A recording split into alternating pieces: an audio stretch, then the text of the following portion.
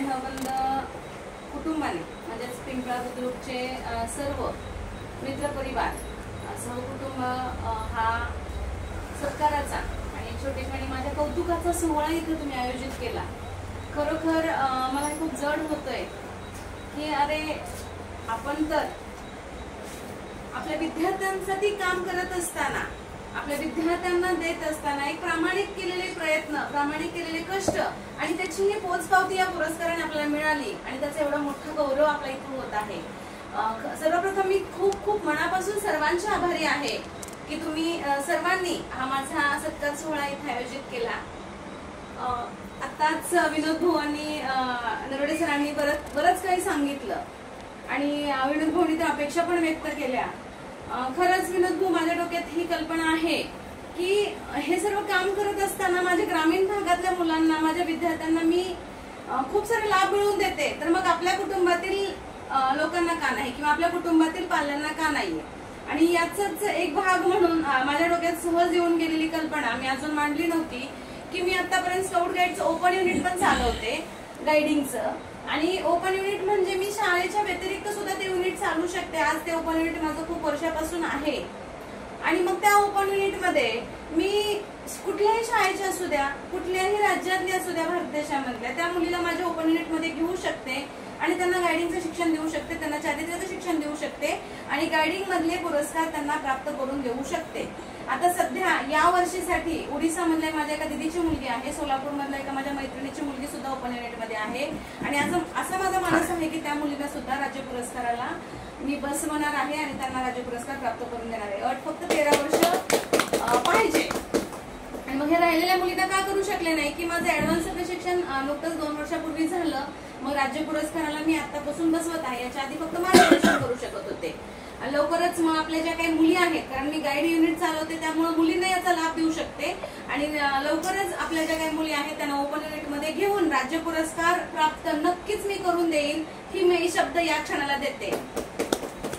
पुरस्काराचं म्हटलं तरी मी आजच म्हणजे सहज मला सुचलं की खरंच पुरस्कारासाठी काम करून पुरस्कार मिळवणं आणि केलेल्या कामाचा पुरस्कार मिळणं यात खरंच खूप म्हणजे फरक आहे। अगदी 31 जुलै म्हणजे शेवटच्या दिवशी मी लिंक भरली, गाईड विभागाने मला सांगितलं की मॅडम तुम्ही भरायलाच पाहिजे। सर नको म्हटलं, मी पुरस्कारासाठी कधीच काम केलेलं नाही, तरी त्यांची इच्छा होती की गाईड विभाग म्हटलं मला जिल्ह्याचं की मॅडम फॉर्म भरा। फॉर्म भरल्यानंतर मी निवांत अशीच होते, 10 दिवस गेले। मला वरिष्ठ अधिकाऱ्यांचा फोन आला की मॅडम तुमच्या शाळेत आम्ही तपासणीसाठी येतोय आणि मी होते गाईड विभागाच्या उजळणी वर्गात मार्गदर्शन करण्यासाठी। तरीही मी आधी माझं कर्तव्य बजावलं, माझं मार्गदर्शन पूर्ण केलं, कारण तालुक्यातील सर्व शिक्षक माझ्यासमोर होते आणि तिथून मी मॅडमला थांबवलं आमच्या विस्ताराधिकाऱ्यांना की मॅडम माझं मार्गदर्शन झाल्याशिवाय मी येणार नाही, माझा जो तासिक आहे ते घेणार मी। त्या क्षणी त्यांना ती छाप पडली माझी की नाही खरंच तुम्ही किती कर्तव्यदक्ष आहात। आणि मग शाळेत आल्यानंतर त्यांना जे काही माझे कागदपत्र होते, कारण कधी जमाच केले नव्हते, आतापर्यंत काम करत होते, ते दाखवले आणि मॅडमला म्हणले की मॅडम माझं एवढंच आहे सध्या। आणि त्यांनी मला म्हटले की नाही मॅडम तुमचं काम माहिती आहे म्हणलं, मला पहिल्याच वेळेस तुमचं काम कळालं की तुम्ही काम कर्तव्य पूर्ण करून आला, एक अधिकाऱ्याला सुद्धा जागेवर ठेवून। मी म्हणलं नाही मॅडम ते कर्तव्य महत्वाचं होतं, मला वाटलं म्हणून मी तसं केलं। मग जिल्ह्याची चाळणी, जिल्ह्याची मुलाखत, जिल्ह्याच्या मुलाखतीमध्ये मी खरे ठरले, कारण गाईड विभागाचा जरी मी फॉर्म भरला असलेला होता तरी मला निकष पूर्ण राज्यभराचे जे होते ते निकष पूर्ण करायचे होते। मग ते निकष पूर्ण करताना मला कुठंच अडचणी आल्या नाहीत, कारण मी ऑलरेडी माझं काम चालू ठेवलेलं होतं। माझे सगळे प्रशिक्षण, माझे विद्यार्थी राष्ट्रीय स्तरापर्यंत गेलेले होते आणि माझ्या शाळेतले उपक्रम होते, शाळा तंत्रस्नेही होती, बऱ्याच लोकवटा गोळा केलेला होता, हे सगळं माझं कामी आलं आणि मी राज्याच्या मुलाखतीला गेले। आणि सरांनी सांगितल्याप्रमाणे खूप मोठी चाळणी असती आणि त्यामध्ये मी भरलेल्या विभागातून राज्यभरातून एकच पुरस्कार दिला जातो, माझी चाळणी होणार आणि मग मला स्वतःचं काम कसं वर काढता येईल हे फक्त मुलाखतीवर होऊ शकत होतं, कारण कागदपत्रावर ते मार्क होते। आणि खरंच मला स्वतःचा अभिमान वाटतो, स्वतःला भाग्यवान समजते मी की मी खूप 100% एवढी छान मुलाखत देऊ शकले।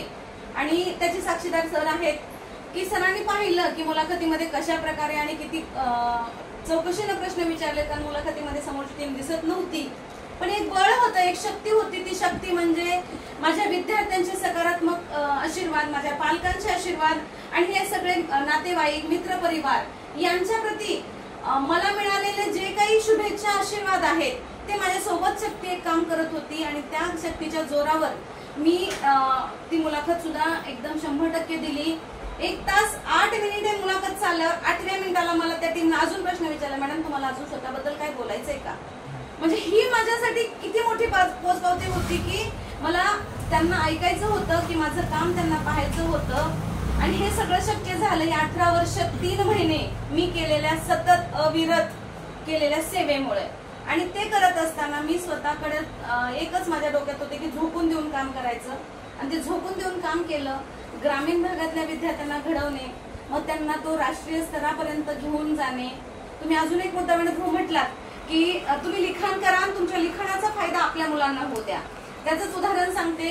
नुकतंच माझं एक पुस्तक प्रकाशित झालेलं आहे आणि ते पुस्तक प्रकाशन म्हणजे माझं प्रवास वर्णन आहे. मी कॅम्पिंगला गेल्यानंतर जे मला त्या 10 दिवसाच्या कालावधीमध्ये मला जे काही अनुभव आले आणि ते अनुभव मला जगाला सांगायचे किंवा माझ्या विद्यार्थ्यांना सांगायचे होते, म्हणून मी नुकतंच प्रकाशित केले ते पुस्तक आणि ते सुद्धा गायडिंगच्या कॅम्पवरच आहे.